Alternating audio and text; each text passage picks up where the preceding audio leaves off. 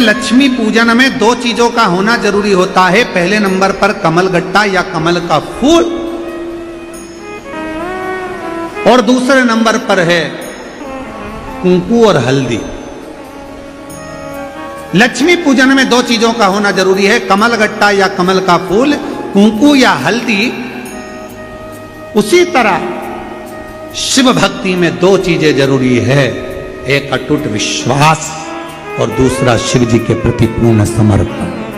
बहुत मिलेगा। लक्ष्मी वो कौन से दो स्थान हैं जहां तू जाना पसंद नहीं करती? लक्ष्मी वो कौन से दो स्थान हैं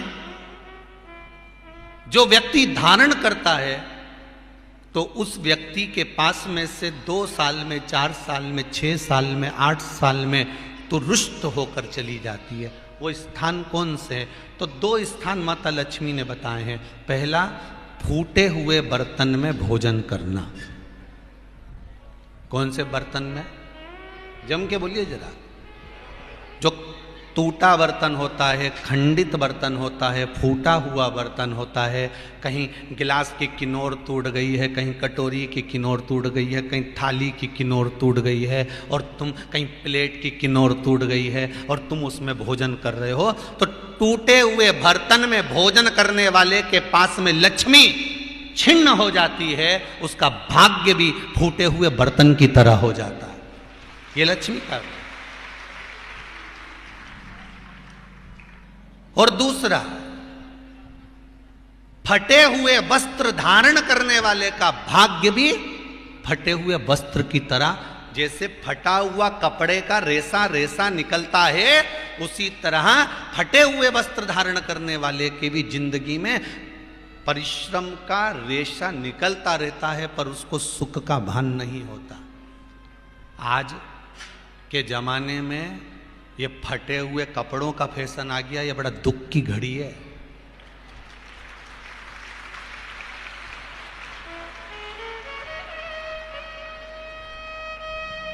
ये बड़ी दुख की घड़ी है महाराज, और लोग उसको फैशन समझ रहे हैं।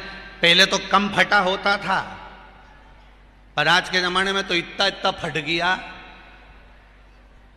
ऐसा लगता है कि दिवाली का बम चलाने गया था दीपावली पे और बम कपड़ों के बीच में से फट गया।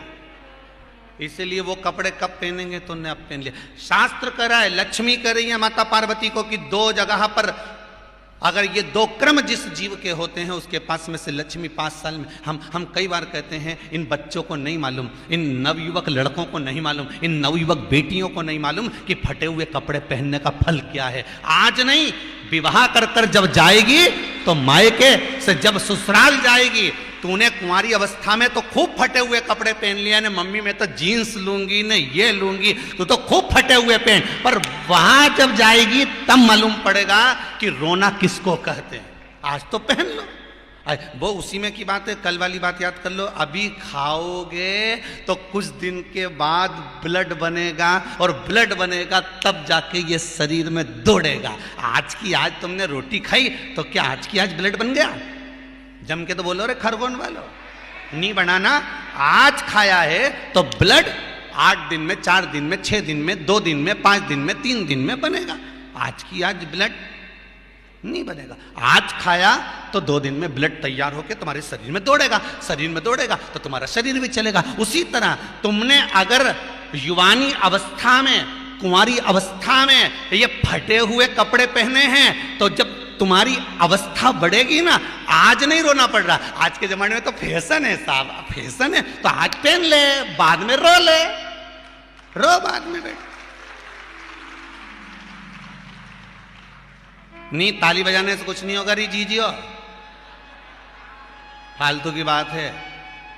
आज यहां से जाते से ही अपने को एक ही काम करना, जितना फटा हुआ कपड़ा है इनके सबके पोछा लगा दो, बाल्टी में डुबाई डुबाई के। ये ताली बजाने से कुछ नहीं होगा। लोग तो कब से चिल्ला रहे हैं हम सुधरेंगे, जम के तो बोलो। गायत्री परिवार वाले रोज चिल्लाते हम सुधरेंगे, हम बदलेंगे। कब बदलोगे?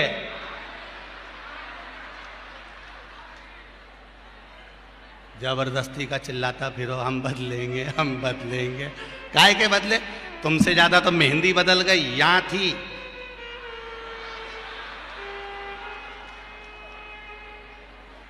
और बची कुची थी तो यहां पहुंच गई। यहां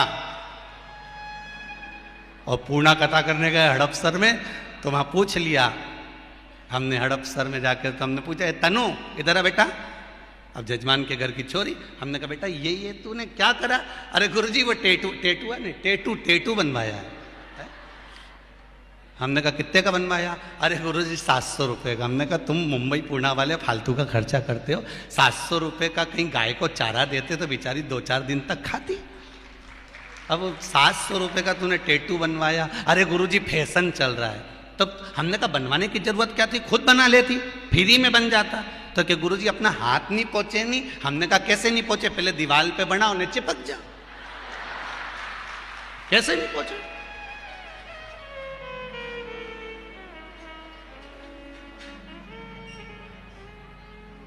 हम सुधरेंगे।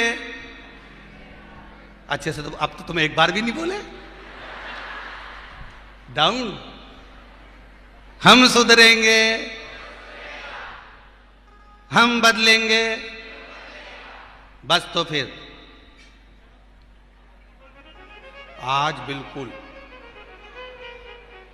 एकदम कि अब कुछ भी हो जाए, ये कितनी भी महंगी जीन्स हो पर फटी हुई नहीं पहनने दूंगी तो नहीं पहनने दूंगी, चाहे कुछ भी हो जाए। हम इतने अच्छे घर के लोग और ये फटा हुआ कपड़ा पहनेंगे? ये नंग से फट रही। और गजब की तो गजब की, अभी दिवाली पे फैशन देखा, एक का तो पूरा पांव गायब हो गया, एक ही था। राम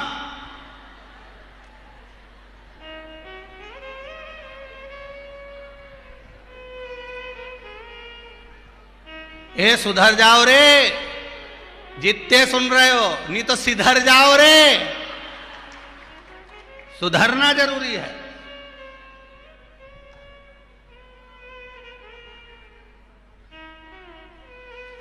फटे हुए वस्त्र भी धारण नहीं कर। घर की बेटियां, घर के लोग ऐसे कपड़े पहने, ये श्रेष्ठता नहीं है महाराज।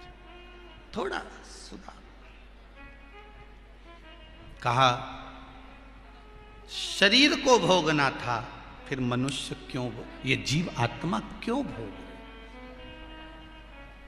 क्योंकि जीवात्मा मरती नहीं। इसको जब भुगताया जाता है तो ये भोगती रहती है, तड़पती है, चिल्लाती है, अब नहीं करूंगी गलती, क्षमा कर दो मुझको।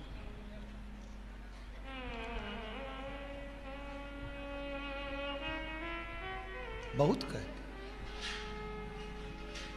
आप लोग कथा में श्रवण करे हैं पूर्व में, हनुमान गतिमान रतिमान मतिमान वर्तिमान, ऐसे हनुमान जी के कई भाई हुए, कई भाई हनुमान जी के हुए। और हमने पहले भी कहा है, जिसकी फैक्ट्री ना चलती हो, बहुत दुकान ना चलती हो, तो हनुमान जी के पांव का थोड़ा सा सिंदूर लेकर, यदि उस सिंदूर को किसी भी फैक्ट्री या दुकान में हनुमान जी के छोटे भाई गतिमान के नाम से अगर एक बिंदी भी सिंदूर की रख दी जाती है, तो वो दुकान और फैक्ट्री भी झड़के से चलना प्रारंभ हो जाती है। गतिमान हनुमान जी के छोटे भाई। एक हनुमान जी के छोटे भाई हैं मतिमान। जब व्यक्ति डिप्रेशन में जाता है, एकाग्र चित्त नहीं रह पाता है, पढ़ने बैठता है पर एकदम मन नहीं लग पाता है, तो मतिमान का स्मरण किया जाता है, हनुमान जी के तीसरे नंबर के भाई का, मतिमान। और कहते हैं एक दुर्वा यदि मतिमान के नाम से शंकर भगवान की शिवलिंग पर चढ़ा दी जाए और उसी दुर्वा को वापिस लेकर आया जाए, अंधेरा होने से पहले, सूर्य अस्त होने के पहले, शाम के प्रदोष के पहले, यदि उस दुर्वा को उस व्यक्ति को चबा चबा कर खिला दो, तो डिप्रेस हो रहा है, डिप्रेशन में है, चिंता में है, टेंशन में है, और उसका विवेक काम नहीं कर रहा, बुद्धि स्थिर नहीं हो पा रही है, या पढ़ने में मन नहीं लग पा रहा है, तो उसको आप एक दुर्बा मतिमान, हनुमान जी के तीसरे नंबर के भाई मतिमान के नाम से अगर खिला देते हैं तो उसकी बुद्धि केंद्रित होना प्रारंभ हो जाती है और वो डिप्रेस से हटना प्रारंभ हो जाता है, मन स्थिर होने लगता है। मतिमान।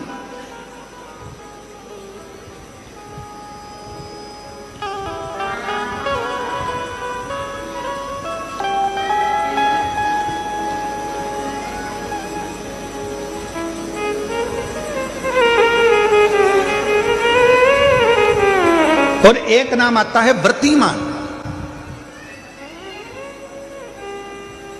इसका प्रैक्टिकल तुम अभी यहीं से कर लेना, ठीक है? चलते चलते मालूम पड़े तुम्हारी पार्किंग यहां से आधा किलोमीटर दूर है, ठीक है? अरे बोलो तो जम के। आधा किलोमीटर दूर तुम्हारी पार्किंग है और तुम्हारी उम्र लगभग बहुत हो गई, मालूम पड़े तुम थोड़े वृद्ध हो गए हो और तुम्हारा घुटना दुख रहा है, तुम्हारी कमर दुख रही है, चलते चलते बड़ी मुश्किल से तुम कथा स्थल तक पहुंचे हो। अब मन में आ रहा है कि मुझे वापस पार्किंग तक जाना है, कैसे जाऊंगी, पाँव तो दुख रहा है। तो एक काम आज चलते चलते करना कि कहीं सीवर वाला महाराज झूठ तो नहीं बोल रहा है, तो प्रैक्टिकल करके जाना। क्या करोगे? यहां से जाते समय आप जब जा रहे हो और आपके शरीर का कोई अंग जब दुख रहा है तो श्री शिवाय नमस्तुभ्यम कहकर श्री व्रतिमान हनुमान का स्मरण करो। किसका स्मरण करना है? जम के बोलो, व्रतिमान हनुमान। व्रतिमान हनुमान का स्मरण करके कहीं पर भी बैठकर अपने पांव की छोटी वाली जो उंगली है उसको जम के दबाना और दबाने के बाद चल देना। जिस जगह पर भी दर्द हो रहा होगा मेरा बाबा आपको मंजिल तक पहुंचाएगा, दर्द होने नहीं देगा। कल नहीं करना, प्रैक्टिकल आज ही करना। काल करे सो आज कर।